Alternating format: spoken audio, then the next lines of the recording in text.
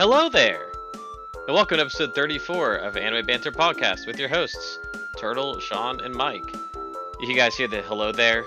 Like Boxo, you I know. liked it. I liked it. I was dying. I had to mute myself because I was laughing so hard when you. I was not expecting you to do that. I just started laughing my ass off. I thought Boxo was here with us. Well, thanks, guys. We're here to talk about the last two episodes of Reborn as Vending Machine. I now wandered the dungeon. We finally hit the finale, so we'll give our thoughts on that. But first, I want to ask my co-host, how you guys doing? I'm doing all right. How about you guys? Doing okay. It's been Yeah, doing all right myself. the past week has been rough, so happy to be talking to you guys about some anime. Being lighthearted about everything. Having a little bit of fun. Anime's the cure. Anime is most definitely the cure. Yeah. You guys do anything good recently? What's new? Well, I know Mike and I just recently saw The Marvels in theaters. I also went to see it. I don't understand. We will try not to be too spoilery here, with the movie just being out for 2 weeks. But I do not understand the hate for this movie. Like, I thought it was a very fun movie. Like, I never go into a Marvel movie thinking, "Oh, this is going to be an Oscar-worthy movie," and "Oh, this is going to be pure cinema goodness," yada yada yada, mocha choca bullshit. Like, I go to a Marvel movie looking for CGI, fun shit, bunch of Easter eggs, and what's coming next. But even without that, I honestly thought this was just a super fun movie. I agree. I don't really have any complaints. Like you said, I'm not looking for an Oscar award winning movie. I never expect that from these movies. That's not why I watch them. Most of the movies that like win Oscars, I find boring. I don't watch those movies. They're not entertaining for me. This movie was entertaining. It was fun. I enjoyed it. Yeah, I also generally enjoyed it. Like I had a few problems with it, but it wasn't like they were forgivable problems. Problems a bunch of other MCU movies have had. I thought that Iman Vellani as Ms. Marvel really stole the show I in love this her. movie. I I love would her so agree much. She is such you could tell she is just having an absolute blast playing this Yeah, role. for sure. I also even like the Miss Marvel Disney Plus show. You know, when she was first introduced as that character, I think she did a really good job. That show was kind of rocky at times, especially in the CG department. They definitely kind of ran out of money there, but I found it entertaining, and I thought she was doing a great job, and I think she did an even better job in this movie. So I look forward to her character returning in the future. And we also, in addition, I thought it was kind of interesting that they chose to release the Marvels and the series finale of Loki the same day. That was interesting timing. Like, usually there's like a little bit of buffer between MCU stuff, and that was interesting timing. And I wonder if that was due to the writer strike and the SAG strike, or just happy coincidence. I'm gonna say it probably has something to do with the strikes and the alleged internal turmoil that Marvel has going on. I would guess that the strikes had a large amount to do with it. Of course, by the way, there was a rumor, like an article that came out. Did you guys hear about that? That they said all this stuff, like Jonathan Majors might be replaced and all this stuff. I heard the rumor was like they were getting ready to pivot to Doctor Doom, but they were like thinking it might be too far in to be able to do it. I also like not saying he's guilty, not saying he's innocent, but if he is guilty, I don't understand why they're not. They Marvel is just like, okay, we'll recast the character. Like, just say that the variants we've seen so far are just that variants. Yeah, that's true. They can easily do that. By the way, that Variety article, I think some people have come out and like debunked it. That a lot of the stuff is just like old Reddit rumors, and they have no basis for any of these rumors. But they just slapped it in an article to get clicks because that's modern journalism, right? It's the only way you make money is with Yep. clicks. I mean, no one subscribes to your newspaper anymore. If people subscribe, you can put whatever you want in your newspaper. but no one subscribes to anything. The top 10 Marvel hot takes. Click here, and each one will be its own page, so we'll get more ad revenue. Click here. Much clickbait. Much wow. And nothing worse than the slideshow where it's like 25 Ugh. slides and there's like an ad every 3 slides. Kotaku does that now. Like each page is like it's like, oh, great gifts for PlayStation users this year, and each thing is like its own slide. It's like I just hit the list of slides, and it's like, okay, let me see. All right, I'm not clicking through each one to get like loading the page each time. It's just like, nah, just give me it in a straight article that I can read from top to bottom. Yeah, it's a lot of those websites do that now, and it's terrible. But what do you guys think about Loki? Oh, I loved yes, it. Loved it. yes, more. I also love how, not to go back to the Marvels, but I love how the villain of the Marvels, the actress who plays the villain, and Tom Hiddleston are married in real life. Oh, I did not know that. Yeah, I thought that was pretty cool. It's like, oh, that's cool. They both get their big, like, their day in the sun at the same time for Marvel related projects. That's very cool. I don't follow, Hollywood drama and social media or anything like that. So that's cool. I think she did a good job. I did too. I liked her. I feel like Marvel usually has a villain problem if it's not Thanos, but Yeah, I thought she was a decent villain. I thought the character was bad. you didn't like her? I thought that was like my primary complaint with the movies. Not that she did a bad job. I saw like the outfits they put her in, and I was like, this does not give me. I'm not worried about this person. And then I see her fighting with that big hammer thing, and I'm like, I'm still not worried about this person. At no point did they feel like a real threat to me. But I wanted like another 20 minutes of Kree lore because I actually read comics, or I used to at least. So like I'm like, give me more Kree lore, give me more, and they really did not give me as much as I wanted. Yeah, this movie was on the shorter side, so I feel like there's a longer cutout there, but they decided to cut it down to this. So I don't were those scenes that they filmed not that great or not that important that they just removed them? I don't know. I thought I saw somewhere that the director like wanted to shoot a Marvel movie that was under 2 hours, and like they were almost like gunning to be the shortest Marvel movie. Like that was like two of their goals. Be under 2 hours and be the shortest Marvel movie. I don't mind movies that aren't 3 hours long. I don't either. Like it's one thing if a movie is like if it's long and it goes fast, fine. Like the Batman. The Batman was 3 hours and it went by in a blink of an eye. But then there's other 3 hour movies. It's like, like you feel every minute of the 3 hours. Yeah. Hmm. Like I really want to see the crap, what's it called? The new Scorsese movie, Killers of the Flower Moon. I'm like, this looks amazing. And then I saw it was a 3.5 hour movie. I'm like, I cannot go to a movie theater and sit in a theater for 3.5 hours. Fair. Yeah, they have to. If a movie's that long, they need to bake in an intermission. You know what I'm saying? Like give like a countdown and like 7 minutes or something like that. Like I'm not even joking. Like I would love if like a 3.5 hour movie had an intermission. Get up, stretch, use the bathroom, refill the popcorn Uh, if you do popcorn. I don't eat when I watch a movie. I do the popcorn. When I go with my wife and I will do the popcorn and drink beforehand. And then we usually eat all the popcorn before the movie starts. Yeah, guilty. But I also feel like people hate on the Marvels because they don't like Brie Larson. I don't know why people don't. I think I she's fine. I do I don't get too. that either. I like her as that character. I think she's great. I don't know. Sean, I don't think we got your opinion of Loki. It was easily the best of the Disney Plus series for Marvel, in my opinion. The whole show or just season 2 or Well, the whole show definitely, but they've had 2 seasons, so it's kind of like cheating. Um, it's hard to compare seasons 1 and 2 because in some ways I kind of liked season 1 better, I would agree.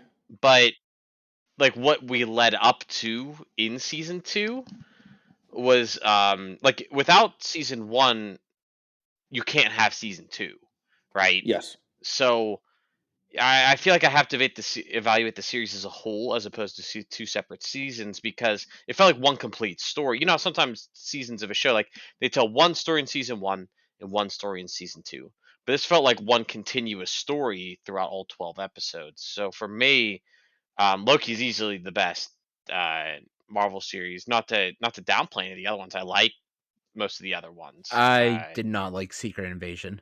Yeah, we can downplay that one. Yeah, that's the worst one. Yeah, Like, for sure. I was so excited for that. It's like, sweet, you're finally giving Fury something. You just like Disney just did an amazing espionage show in Andor. Like, Andor might be one of my favorite Star Wars things.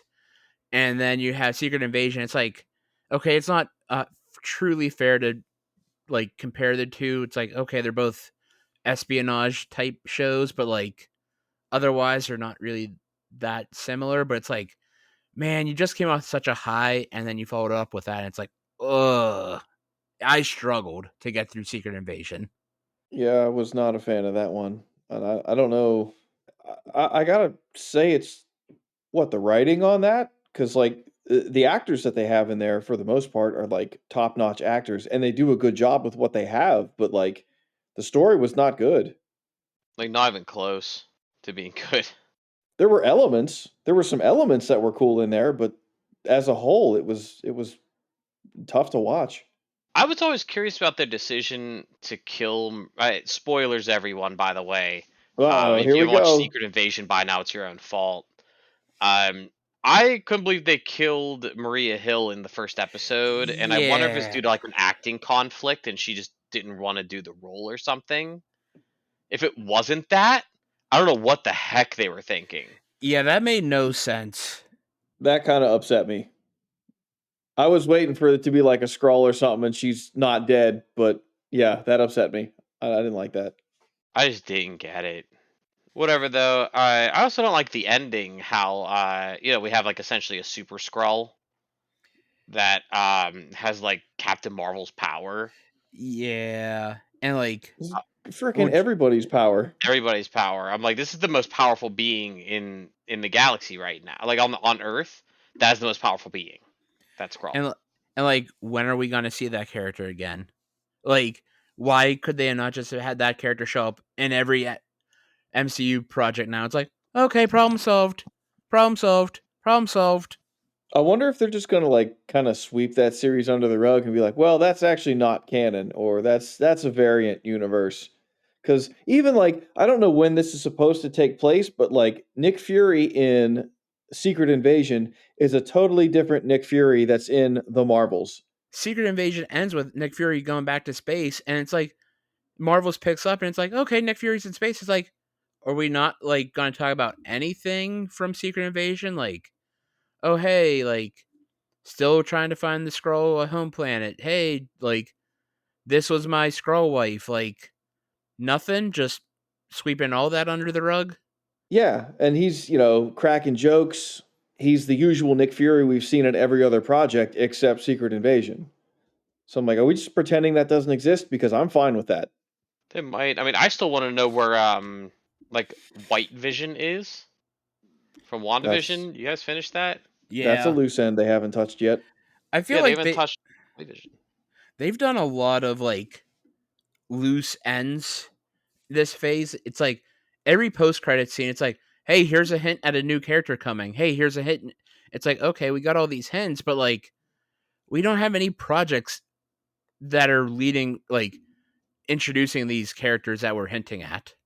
I think that's a lot of the internal turmoil that is or was or is going on. I don't know the details since I'm not involved, but there's a lot of talk on the internet about these internal struggles, with who's in charge and who's doing what and when we should do things. So I feel like they're taking on too many projects and then trying to rush them out just to get material on Disney Plus and the shows have, I think, just been slowly declining into Secret Invasion. Oh, also, did you hear Disney Plus is going away? Like they're merging with Hulu? Well, Disney's buying the rest of Hulu, so I think it'll be more Hulu is going into Disney Plus. Yeah, It'll but just be one still, platform. Yeah, yeah. it's going into But beta next year. I was gonna say, I think the big part of it was that Disney Plus was supposed to surpass Netflix in subscribers. Every analyst was predicting that it would happen by now, and it hasn't. Yeah. So they're getting desperate. Anyway, you guys want to talk about episodes 11 and 12 of Reborn as a Vending Machine? I Now Wander the Dungeon? I guess so. I guess that's. That's why we're here. I think Turtle wants to talk about Yu Yu Hakusho. Oh, don't get me started. It's one of the best shows ever made. You can't even argue. Never seen it. We should do a coverage on it. It's a little long and it's old, but it's wonderful. Well, we could prep for Everybody, the reboot. well, yeah, Netflix is getting a live action. They dropped a trailer fairly recently. I watched it. I'm a little nervous about it. Weren't they rebooting the animated series too? Not that I heard, but I'm not against that. Yeah, apart from live action, Yu Yu Hakusho gets remake in 2024. Yeah, let me double check this here. That could be interesting. It could be horrible. The original show is pretty great. They don't know which studio is going to work on it. I don't know if this is going to be a continuation or a brand like a complete reboot. I would love a continuation, to be honest. I don't see a need to reboot it because it's perfect the way it is. But a continuation from where it left off, that I'm okay with. For sure. But hey, you derailed us. Hey, you derailed first. I followed suit. Hey, you both derailed us. I was innocent. Hey, wait, hold on. Aren't you the one who brought up Yu Yu Hakusho in the first place? He totally was. It's your fault, Mike. I don't know what you're talking about. Episode 11, The Dead's Lament Stratum. This episode almost made me jump when it first started because it just begins with Lamus screaming. Oh, yeah. Like, turn down my TV. Oh my gosh, we're going to the Dead's Lament Stratum. The Menagerie Fools has accepted a request to explore it, and Lamus is absolutely terrified. Lamus is not a fan of spooky season. Yeah, I can't relate. Cannot relate to that. Kirill describes it like a haunted house, and we're here for it. He's like spooky, scary skeletons and stuff. The sky's dark and full of lightning. It's chilly. There's grave markers everywhere. And that cues the opening. I love how Lamus is like, I ain't afraid of no ghost. That was a great reference. That sure was. After the last two episodes and my rage and hatred, this was a really good start to putting me on a better mood. Yeah, same. Like the first 30 seconds of this episode were already more enjoyable for me than all of last two episodes. Until Chains shows up. Oh no. Well, yeah, that is. It is spooky season. Yeah, well, I can't wait till a certain villain we meet next episode is found to be the CEO of Chains.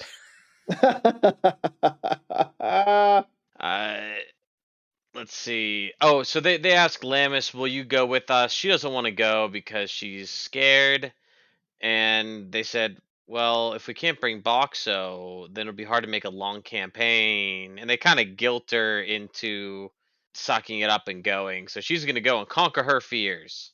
We see the Menagerie of Fools at the teleportation circle, kind of. Filmina doesn't go because she's scared, and like Mishwell's not there. So why have an episode about the guy? They said the Menagerie Fools are going, and they're like 5 people. I thought that was. It's like we introduce Michelle, and then like we don't see him for like we introduce him very late in the season, and then we don't see him for like another 2 or 3 episodes. We don't see him again until next episode. But I also thought it was really cool that we finally saw a teleporter for the Stratum, because like they just sort of have appeared in a Stratum. Like we've never seen how they gotten to a Stratum. Like And Boxo, they like mentioned the teleporter early on. yeah, yeah. Like Boxo fell through the crack that one time, but like we have never seen an actual like how they get from point A to a point B to enter a Stratum. I feel like they've talked about it, but this is the first time they've actually shown it. So it was nice to see it. So they get to the stratum. They choose a random building there and say it'll be their headquarters for a while. In the room is a creepy looking or good looking anime woman, depending on your taste. Lamus thinks that this woman is a ghost and passes out.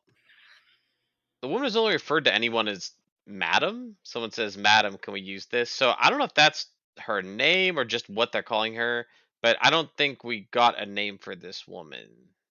I can't remember. I just remember Cariel like jagging Lamus the entire time. It's like, how much of this is like a game or a prank to Cariel? He gets way too much enjoyment out of the suffering of others. Yeah, he does. He gets real into it. They have to set Box up outside the building, and I'm thinking, why not set him up inside where we know it's safe? Why set him up outside? I'm very confused. Yeah, like they couldn't they just like use him in the entranceway if he's inside, just in the first floor there, set him up. Now they don't have to go outside to fight the skeletons to get a midnight snack. Speaking of skeletons at midnight, the sun goes down. Boxo sees a bunch of flame skulls and skeletons just roaming around the town. He said it Can looks we like talk a about that interesting looking ghost? oh That the one that just like popped up in front of Boxo. It's like, that was an art choice. oh I don't remember that. I honestly don't either. It's been a Uh couple days since I had a chance to watch it. oh, I was like watching and I was writing up notes and everything, and then I look up and I'm like, I saw the ghost. I'm like, that ghost doesn't look like a ghost. It looks more like something else. If you know what I Yeah, mean. yeah. So, it's something a Uh, Disney animator might sneak into a movie. Yeah, yeah.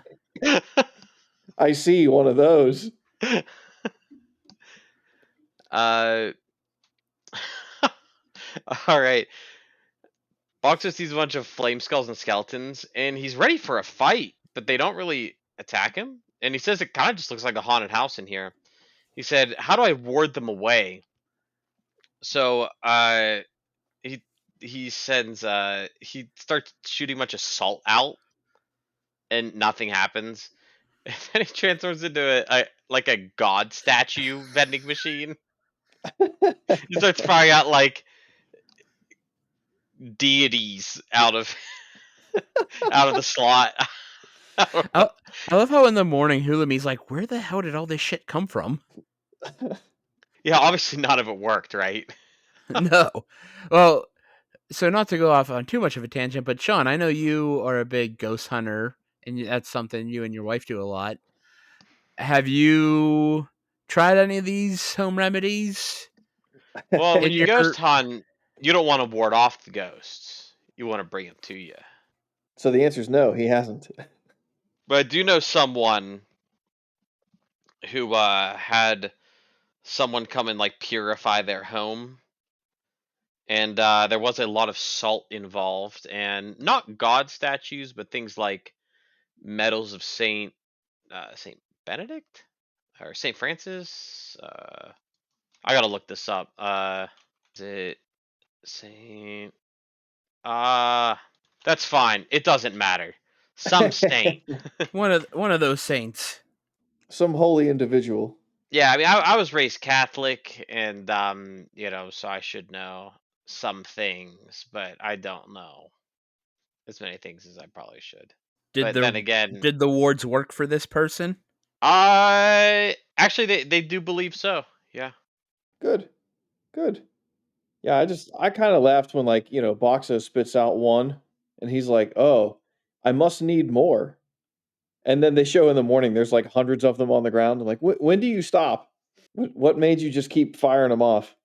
I'm also thinking, Boxo gets so bored. He has to, right? Like when everyone's sleeping and he's just awake the whole time.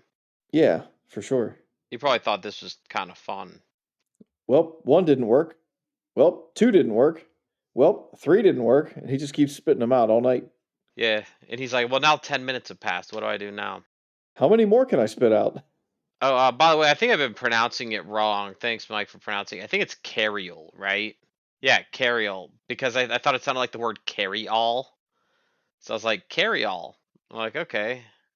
So yeah, I've been calling him Kirill the whole time. That is incorrect. So sorry, listeners. It's fine. It's the last episode. Yeah, I mean we made it this far, so whatever. Kirill leaves to find some allies. Apparently, I'm like, why not bring the allies with you in the first place? Why leave to find some? Madam appears in front of Boxo.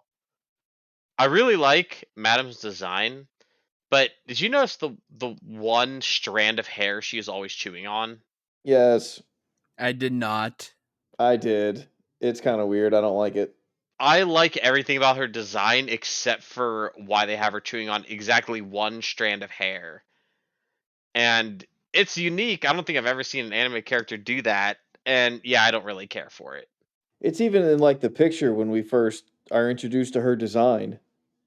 That strand of hair is in her mouth. Very weird. This is the part where she explains the monsters appear in the village at night.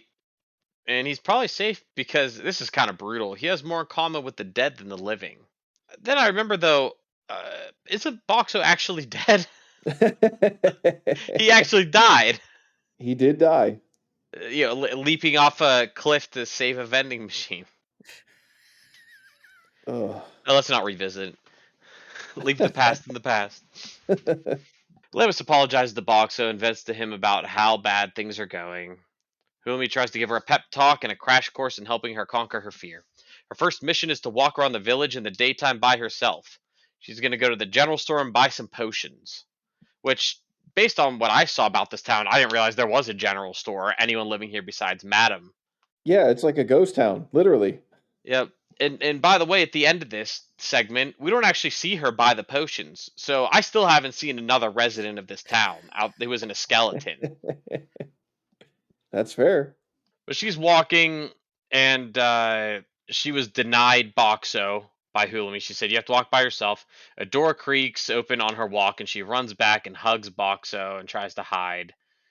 Hulumi says, "Oh, Boxo's like, oh, I feel so bad for her. Maybe I'll give her some warm soup and make her feel better." And Hulumi, almost as if she could read Boxo's mind, turns to him and says, "Don't coddle her," which made me laugh. Lamus does get to bring Boxo along and spills her feelings to her about him not leaving her. I guess having her parents die when she was young has given her separation anxiety. She's worried about people leaving her, abandonment issues. I will say, when she was carrying Boxo, she's like, "Are you still there?" It's like, do you not feel like I get it. You had this blessing of strength, but like you still had this big ass vending machine on your back. It didn't just disappear. Boxo, you still there? Yeah, like strapped to your back. So while she's carrying him to calm her down, he releases a coffee scent to calm her, and then turns into a jukebox and plays calming music. I guess that helps because Lamus is ready for adventure. He should have played All of a, Ghostbusters. he has to know what Ghostbusters is, right? I mean, you would assume so. I mean, Lamis made the reference to it, right? So that it has to exist. All of a sudden, Cariel returns with the voracious devils, and Mishwell, finally, Mishwell has joined the party. And he's going to do it on a trial basis. The mission briefing is that they're going to find the Stratum Lord, the King of Souls. Lemus gets nervous and accidentally damages Boxo with her grip. Good thing he can repair himself. She crushed him like an empty can.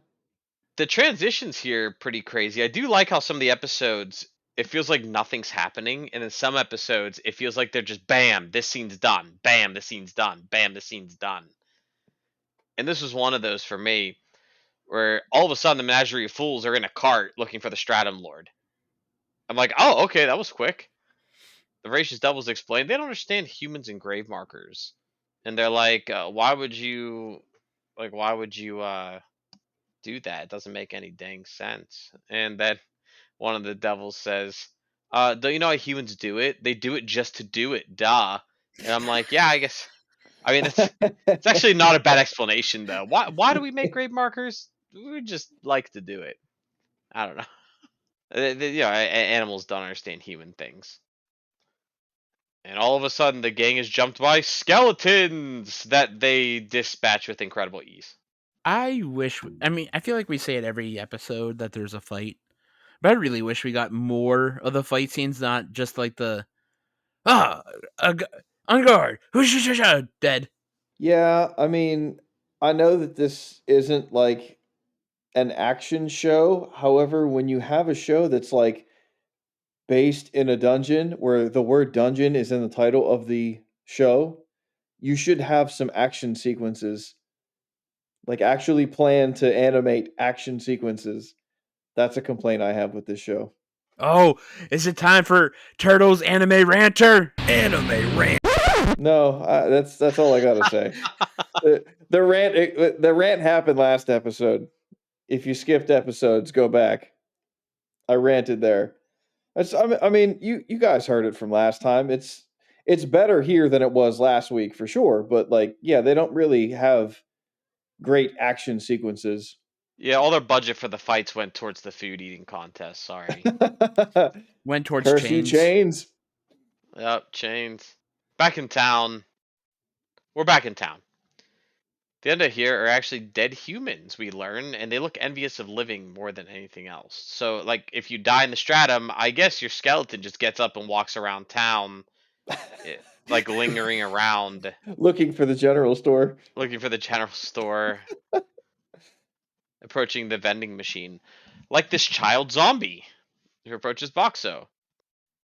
The kid starts pressing buttons, and Boxo gives him a drink to make him stop. Looked like orange juice, maybe? Or it's juice of some sort. I think he did say it was orange juice. I think Oh, so okay. too. So Zombie Kid bites open the container and drinks the juice inside instead of just twisting the cap off. Brains. Brains. Uh, The next night, the kid comes back for more juice, and it turns out every single night he comes by for juice. Boxo actually kind of enjoys the company. Another day, they try to camp out at night for the first time. They sense a corpse fiend walking towards Boxo. One of the scouts, whose names I refuse to learn, the name of, just destroys the kid.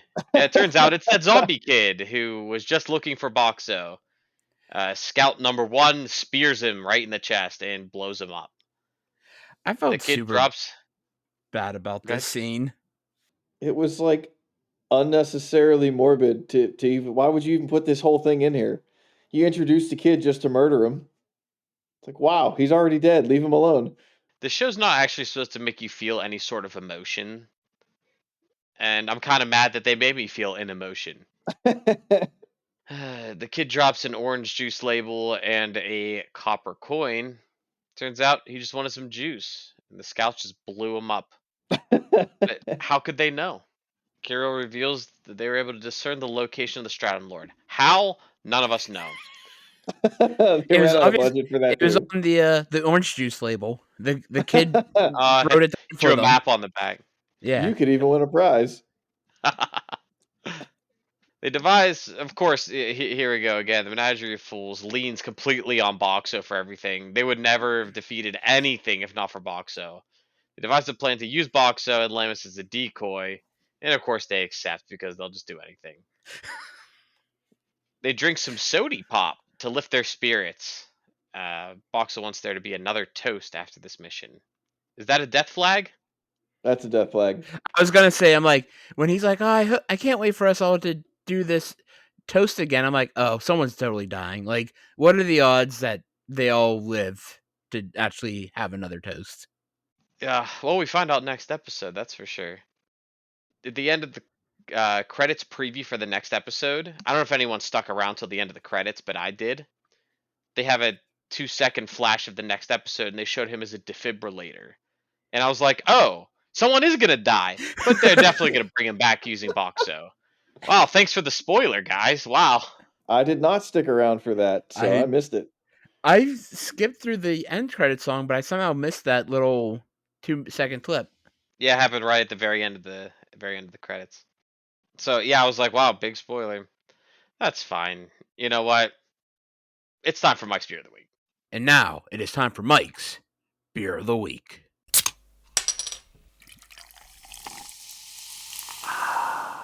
This week's beer comes to you from Voodoo Brewing, and it is their Blanca, a 14.1% Russian Imperial Stout.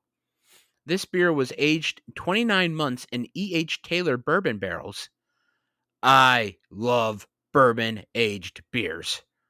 Obviously, you can't have more than one in a night, or you're going to have a rough-ass morning the next day. And that's okay, because with these beers, you want to slowly drink them. You want to let them warm up. You want to fully enjoy the flavor profiles of them. So one a night is A-okay. But I love this style of beer, which is really funny because I'm not a huge bourbon fan.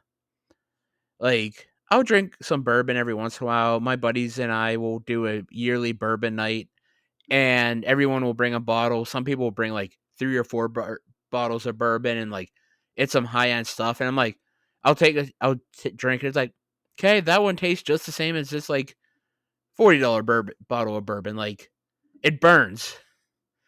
But give me a nice bourbon aged stout on a cold night, and I am a happy camper. And how can you not love the name that this beer is named after Blanca? I let this beer age for a little over a year. I originally purchased it in like September of 2022 and drank it in November of 2023. The untapped average rating is a 4.45, and I give it a 4.5. Blanca wins.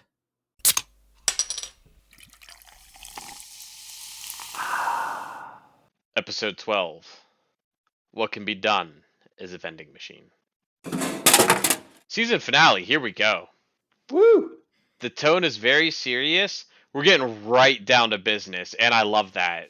This started out very well. I like the way that they got us going here. I liked the opening as well. And I'm just really excited to see how Boxer's going to bail them out completely, like usual. It's every episode, man. It's predictable at this point. I mean, not only does he bail them out like usual, like you know what I mean, like you expect the Boxer bailout, but every episode he does 95% of the work, and the other half is usually Lamas throwing him. I know the show's named after him, but geez. Yeah. So they approach the Stratum Lord, and there are 22 monsters of different varieties stand in their way. Boxo turns into a gasoline pump, and I finally, I want my gasoline fight so bad. I was There they're we like, oh, go. this is like the water pump that he has, and I'm like, oh, please. I was fucking dying at that. It's like, and then they're like, oh, is it safe to touch? Hello there. Yeah, he said yes. It's like, Boxer, are you trying to catch your friends on fire? Hello there. I mean, he doesn't have a human brain.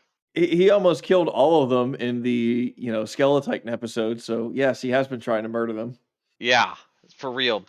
So he gets they get a bunch of water bottles and fill them with gasoline. And they start whipping them towards the enemy, and then Boxo is able to remotely remove the bottles, but not the contents inside. I didn't know he had that power, by the way. I think this kind of make up. They Power just made creep. it up now. Power creep. Yep. Boxer's just like, burn it down to the ground. And that's what they do, right? The enemies are dousing gasoline, the gang lights them up. And out of nowhere, the Stratum Lord shoots lightning at everyone, but Boxo blocks it. The King of Souls recognizes the barrier, and the real fight begins. He shoots lightning. Real lightning. Real lightning. Gun, banana, and fizz bitch.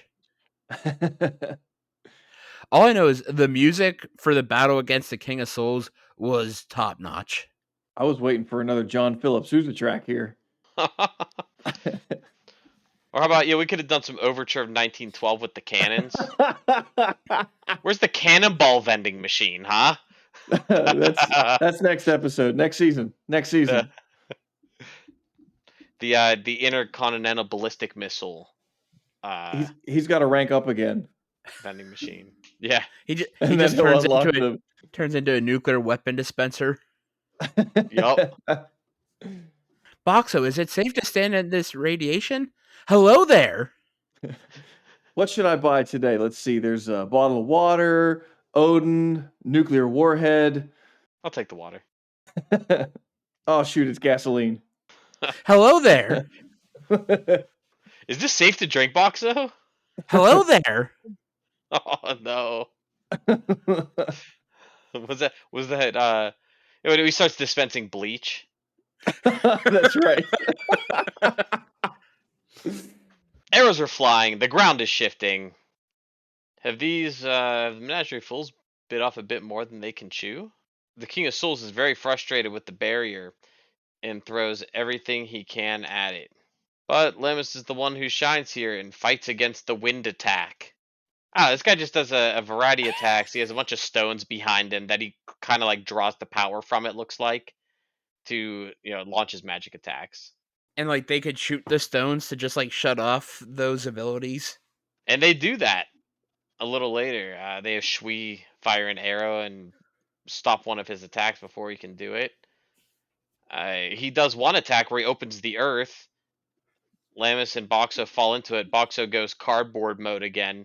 Lamus leaps back out right before the dude closes it, and I was like, "Dang, man, he was like, he was gonna kill her,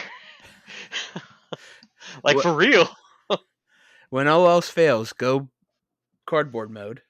Yeah, it's kind of seems busted. I still don't know what that cardboard box vends. It makes no sense to me at all. Vens Lamas' safety. Yeah, that's what it is. It vends plot armor. Only costs 50 cents. Lamas and Boxo gear up for a final attack where she uses him as a weapon, I think, to defeat the Stratum Lord. Yeah, I sort of took that the same way. It's like she's like Boxo, he's like, yeah, let's do it, and it's like, okay.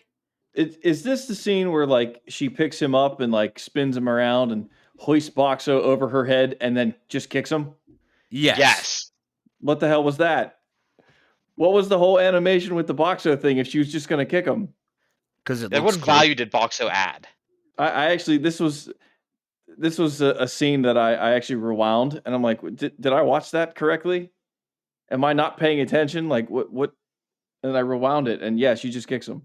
I really thought she was gonna like whack the enemy with Boxo. That would have been Yeah, awesome. I would have that's loved what that. that's what I was waiting for. Wielding a vending machine as a weapon, like that's a new one. You just go balls to the wall, ridiculous, swing him around, and just smack the enemy with him. No, she just kicked him. Okay, Well, missed either way, opportunity.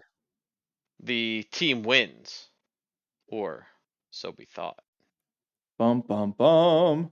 The King of Souls is still alive, so they can interrogate him. As it turns out, a big ball of dark energy comes down, and Boxer's points just start draining. It was the opposite of the spirit bomb. Yeah, almost everyone's taken out except for just a few. Dark vines come out of the ground, and it looks like phase 2. I thought this was King of Souls because this is a little confusing to me. Turns out the King of Souls is dead, and a lich-looking guy named the Netherlord appears, and he knows that Boxo's from another world.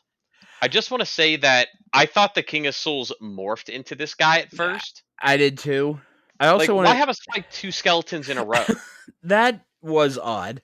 Also, how does the Netherlord know that Box is from another world? I mean, they don't explain it.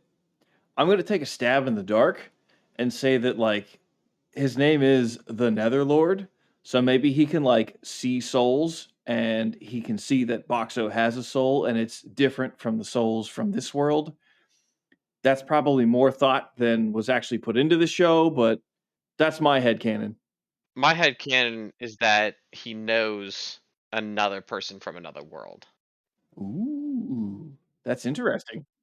Maybe this guy is just like Boxo, but he loved liches and he tried to save a lich on a road and he just turned into a lich lord. And fell off a mountain. Yeah. And next season will be called Reborn as a Lich Lord. I now torture the dungeon. I now murder the vending machine.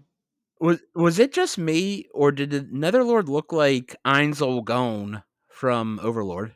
A little bit. I also kind of thought that. I mean, I've seen a bunch of liches in my day. Like Adventure Time has a good lich in it, but this dude looked a lot like Ainz. But how many different dark imposing skeleton wizard men can you have, right? That's fair. So the stratum coin, we do get confirmation that the stratum lord is dead, and he takes a look at the stratum coin. He's like, "Oh, is this what you're after? Here, you can have it. It's an amusing bauble." And I was like, "Oh, he thinks wishes are worthless. Nice." I never hear the word bauble be used, so that was cool. And the Netherlord reveals that he's hunting them for fun. I'm like, oh, I wish there was a better motivation, but hey, this is fine. Guess when you're all powerful, you look for anything to amuse yourself. Mishua runs for cover and then launches an attack from behind. The Netherlord kind of gets like split and then reformed. I just love how pissed off the Netherlord gets when he gets attacked from behind. He's like, "We are having a conversation here. Why do you have to attack me from behind? It's so rude." And they very easily slaps Mishwell away. The group begins the process to retreat, and Netherlord's like, yeah, that's not happening. He just blasts him. He grabs Hulumi and Shui and just starts just tasing them. Until they're like, until they're like smoking. And it turns out they're dead. He's like, yep, they're dead. Here you go. He just drops their bodies. I like my humans well done. Extra crispy. Lamas is shook, but she goes on the offensive anyway. It's only a matter of time till she's defeated, according to Boxo, and he has a thought on how to win. He goes cardboard mode, and then he turns into balloon mode. The Netherlord says, I'm going to launch my ultimate attack. And then Boxer launches Lamus and the balloons out of his barrier at the same time. Lamus kicks and shatters his arm. And he's excited by this. And he says, you know what? I'm not going to do my ultimate attack. You guys have potential, so I'm going to see how you develop in the future, and we'll come back and fight again. Classic anime cliche. That's such a lame trope. It is very lame. Also, Boxo's secret attack was also very lame. Yeah, very much so. Like, were the balloons just like so he couldn't see Lamus? Like, they just create so many balloons that like they got in the way? Because the like he also fired her forward, so like the balloons would just go straight up. I don't know why the balloons would go like all the way over in that direction. Like, they would just go straight up if you remove the barrier. He filled him with kerosene. If only. You forgot one thing: anime logic. Yeah. Power of friendship. Well, that's usually what wins, but here it was actually Lamus kicking a guy and shattering his arm, so I give him kudos for that. It's true. So Netherlord, he's gone, I guess. He just leaves. He's bored now. And they start doing CPR on Hulumi and Shui. I'm really surprised they know what that is. You'd think they wouldn't, actually, because their medical technology probably hasn't advanced that far, but hey, who knows? Most of these characters also seem very incompetent, so just throwing that out there. Yeah. And here comes the defibrillator. Oh, by the way, whenever they have like Carriol makes sense. He's like the group leader. He knows how to do the chest compressions. I'm like, okay. And then doesn't Lama start doing chest compressions as well? Yeah, after Kirill was like, "Didn't they teach you how to do anything?" Yeah, and she starts doing the chest compressions, and I'm like, yo, can't she like not control her gift very well? She's about to like freaking drive the corpse of Hulumi into the ground. Just Splat. punch a hole in her chest. Yeah, that's what I was waiting for. But of course, Boxer does the defibrillator vending machine, which I don't know how I feel about this. I've never seen a defibrillator, maybe because I'm not in Japan, but I've never seen a defibrillator in a vending machine. Like, they're really stretching it here. I've seen them on walls. Yeah, they're free to use. They're on walls. I also love how he's like, "I will use all my points and sacrifice for myself for this." It's like, okay, like I thought we would see the points like go down, and it's like even if they would like survive, it's like, oh, I only have like 5 points left, and then we don't get any of that. Yeah, I thought so too. He says he blows all his points, increasing his dexterity, so he can set the defibrillator to the right spot. And I guess dexterity for him is just telekinesis. Like, I don't. I don't really know because he starts making the defibrillator just float and sets it into the right spot, and I'm like, could he do that before? Could he just lift his items? I think he bought the telekinesis ability. I think so. Yeah. Yeah, I think they He's showed him like, this spend is the going to points, use like but all my points.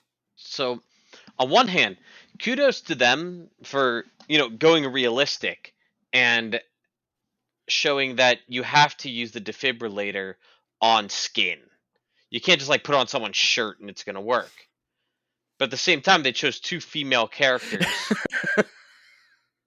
to get yeah, killed, and they have breasts, and so they show that Hulumi's shirt has been removed, and her hair perfectly covers her yeah, boobs, and I'm like, this is so funny. This is some of that like Adam and Eve art stuff where there's like a leaf conveniently covering the genitals and like the hair conveniently covering the breasts and like yep. that's what this reminded me of. And I was like, I'm like, I get it, but this is goofy. It feels weird. I looked this up by the way, and about every minute that your heart stops, your chances of permanent mortality increase by about 10%.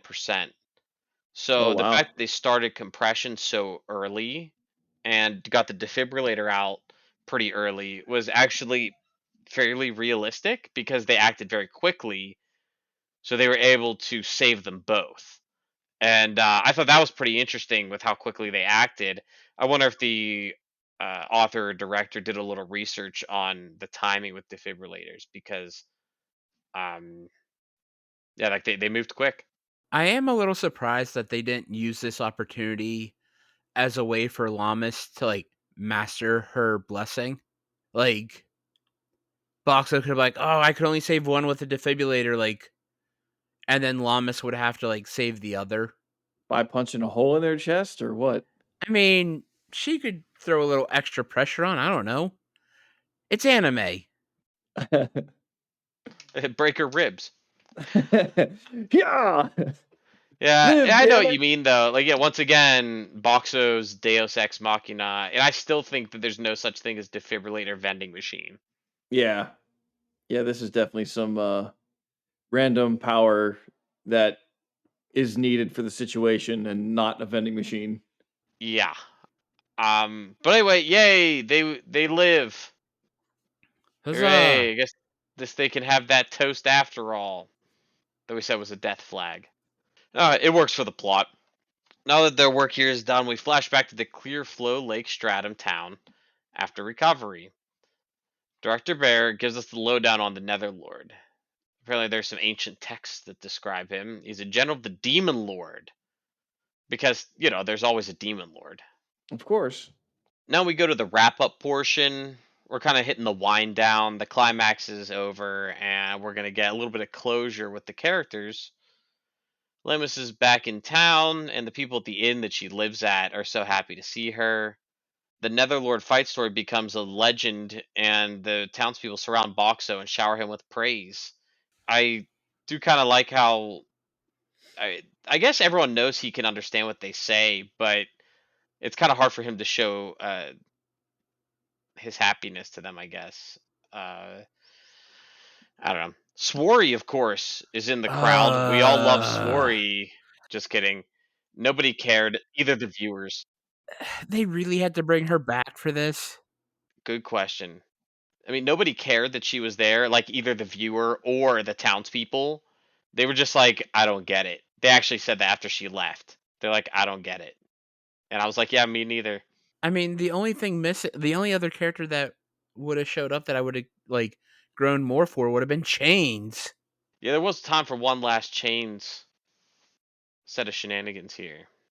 They didn't do I'm, it. I'm surprised they didn't. It's like, hey, it's the last episode. We're probably not getting a season two. Let's just bring all the characters back real quick so you can remember, the good times of this show, Oh, quote unquote. but that is where you were wrong, Turtle. That is where you are wrong. Because we are getting a season 2. Oh no. Oh, yes, it was confirmed. We are getting a season 2 of Reborn as a vending machine. I hope it's not our fault. Us covering the show drove up its popularity. I think that was probably it. Yeah, no people would have. Hello there. You can even win a reward. Next scene. Michelle and Voracious Beasts are shown chatting. The VBs ask him to come along with them, and Michelle agrees and wants to become stronger to protect everyone. They say Director Bear is summoning heroes for other stratums to prepare for a threat like the Netherlord. We're gonna get like 40 to 50 heroes. No, wait, maybe a few hundred heroes. No, probably more like 1,000 heroes. And all of a sudden, Michel's not very enthused about fighting because he's scared of people. I really hope we get like instead of season 2, just give us a Michelle and Voracious Beast like spin-off. But but but how would they defeat any enemies if Boxo's not with them? The Voracious Beast would just eat them. They just eat everything they encounter. Yeah. That's true. They did. I mean, they used to raid the labyrinth all the time. So I guess That they're is true. competent, even though we have never really seen it. We go to the Menagerie of Fools, and I don't know. They just give some sappy speeches, most generic stuff you could imagine, and that's all I'm gonna talk about them. Lamus one day picks up Boxo and starts carrying him. She takes him to the place where they met, and they take a trip down memory lane where she talks about how much she appreciates him and how far they've come. She shows an incredible amount of empathy. Hulumi and Shui followed them and wanted to properly thank Boxer themselves. They give his window a big kiss, and they say that Lamus, you should thank him too.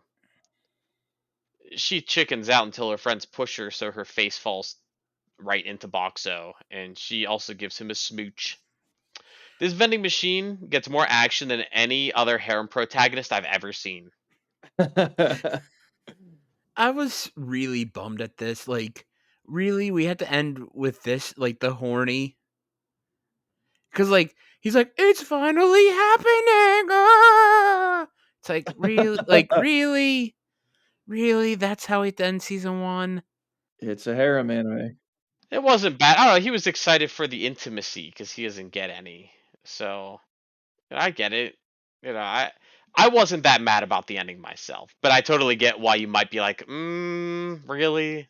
Yeah, I mean it basically is like a harem anime disguised as like a dungeon crawling type anime. Poorly disguised, but it's there. And his vending machine version is definitely getting more action than this guy did. Back in the human world for sure. Absolutely. I mean, it wouldn't surprise me if this guy, owned his own vending machine. You know what I'm saying? Ah, one of those. Yeah, he's I have to look up and see. Please insert a coin. Oh, Please insert something. well, all's well that ends well. That's the end of the series. Not the series. Oh, that's the end of the season. Ah, The series will continue in potentially fall of 2024. boo. All right, guys. What do you think about not just these episodes, but the series as a whole? Turtle, why don't you start? Well, these two episodes in particular are much better than last week's two episodes. 9 and 10, those were awful. 11 and 12, they're okay. The show as a whole, it's okay at best, and it's god awful at worst. You ever have like a school project where you're just like, I really don't want to do this. I'm going to procrastinate till the last minute, throw something together, and turn it in. That's how this show felt to me. It just, there's just better stuff out there. I after episodes 9 and 10, they broke me. I was very not interested to watch these two episodes. They did turn out better than I was expecting them to be, but I just feel like there's so much of a lack of animation and a lack of fight sequences. When you're talking about roaming a dungeon, you're going to be fighting monsters, and their fight scenes are just awful, god awful fight scenes. Um, so I mean, as a whole, like if I were to give the show like a rating, a star rating, like 1 to 5, I'd probably give it a 2. I like these episodes much more than last week's episodes. Um, really wish we got more fight scenes related stuff, or even if we didn't get more fight scenes, I wish we got more of Boxo exploring his abilities and things that he could do instead of just like, oh hey, I'm a new vending machine. Oh hey, I'm like, oh the plot calls for this. Okay, that's what I'm turning into. Like, we could have done so much more with his points than just like transforming into the vending machine of the week for the episode. For it being one of my first isekai shows, it's like, oh, like especially coming from Overlord, it's like Overlord's awesome, and then this is my second one. It's like, oh, so Sean and Turtle, you might need to find a new one for us to watch to see if I like that any better. I have been wanting Well, to you watch. guys don't want to watch season 2? Wouldn't say no to it. It might be fun to dunk on. Yeah. Because I feel like the animation budget for season 2s of shows tend to drop. So we're probably going to get more episodes like 9 and 10. And they'll be fun to rant about at least. If the budget drops any more, I don't even think the character's going to be moving. They just still PNGs floating Yeah, across the screen. yeah. I will say I wouldn't mind us watching that time I got reincarnated as a slime. I've heard very good things about it.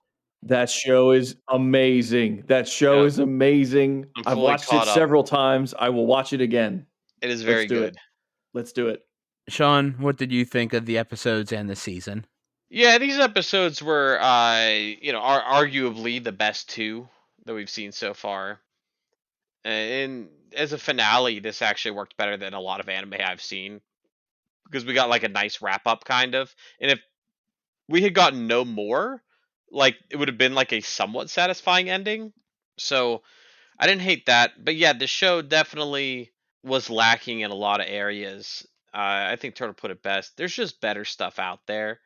Even in the isekai genre, there's better stuff. But if you like the premise of a wacky vending machine wandering the dungeon, then this is up your alley. So would I watch season 2? I would. Like if we reviewed it. But would I watch it if it was just me on my own watching anime? I don't know. Hard to say. Though I watch all kinds of I was trash. gonna say you watched some off the wall stuff. Yeah, I just started what's the show called? The Dragon Maid. You guys know that show? Oh, I've heard about that one. Miss Kobayashi's Dragon Maid. And I just started watching that and I'm like, this is problematic for so many reasons. Therefore I will continue to watch.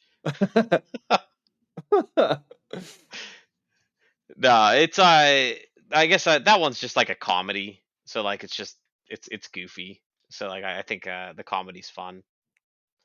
I don't watch anime for action typically because I feel like I mentioned it before the American stuff is just more entertaining to me in a lot of cases. Like I feel like they just do action better. You know, like if I have to watch the MCU or My Hero Academia, I'm gonna pick the MCU.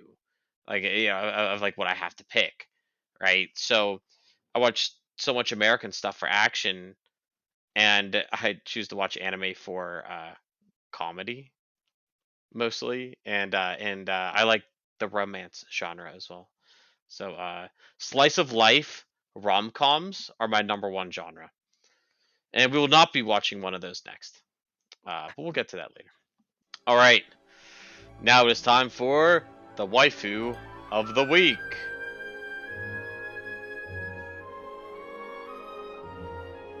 Turtle, who is your waifu of the week or the season? Well, I've kind of been bouncing back and forth, to be honest. So I'm going to pick 2 characters. Why? Because I can. It's our podcast. Exactly. Whatever. I do what I want. I'm going to go with Lamas because she's just a kind-hearted, nice girl, and I appreciate that. She's a sweetheart. She wants to help everybody out, wants to be a good person, and we need more people like that in this world. So I appreciate that. But I'm also going to give it to Hulami because I think she's my favorite character of the show. How many characters get killed and are resurrected? So she's on a short list of that. And again, she's smart.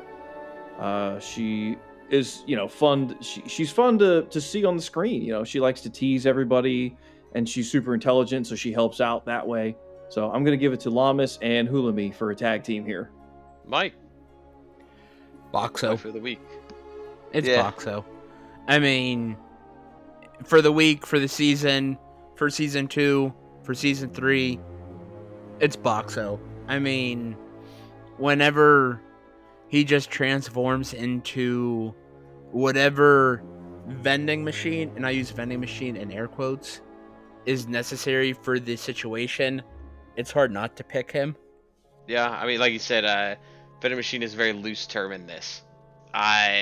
And for me, my waifu of the week or the season, it's also Boxo. I mean, they don't let anyone else do anything, pretty much. So, like, Boxo pretty much just has to solve every problem for every person on this planet. At the same time, though, Director Bear hasn't done us wrong yet. But at the same time, it's got to be Boxo. My third pick, Director Bear. There we go. 3 waifus for Turtle. 2 chicks and a bear. Oh, what the? That sounds like an interesting anime to. Yeah, I'm not in for that, man. Don't Google that. Turtle's somebody may have made something already for that. Turtle, you're gonna be the host of that anime. 2 chicks and a bear, episode 1. Rar. Thank you all for joining us this week as we moving on. Finished watching Reborn as a Vending Machine. I now wander the dungeon. We hope you'll join us next week for episode 35 of the Anime Banter podcast, where we start a new show. I know it's not necessarily anime, but we're gonna watch the new Scott Pilgrim series. It's gonna be fun. We're all fans of the movie. I am hyped for this. Yeah, we're going from watching something not very good to watching something that I'm hoping is very good. Please give us a 5-star review on all the platforms that allow reviews. If you listen on YouTube, please like the video, hit the notification bell, leave a comment. Turtle, anything you want to plug? I ask that you all take a moment of your time to check out my YouTube channel, RPG Treasure Trove. I sit down with a friend couch co-op style and play through an RPG game. Thank you so much. I hope you enjoy, and we'll see you in the next episode here and there. I'm going to plug the Deepman Files, as always. We've still got new episodes coming out. We took a week off, but we're back into the swing of things. So please give us a listen. Mike, anything? Nope, just very excited to start Scott Pilgrim. You'll be hearing my voice for most of the episode now, because this is my pick. And we are Sex Bomb, and we are here to make you think about death and get sad and stuff. Thank y'all for joining. We'll talk to you next week.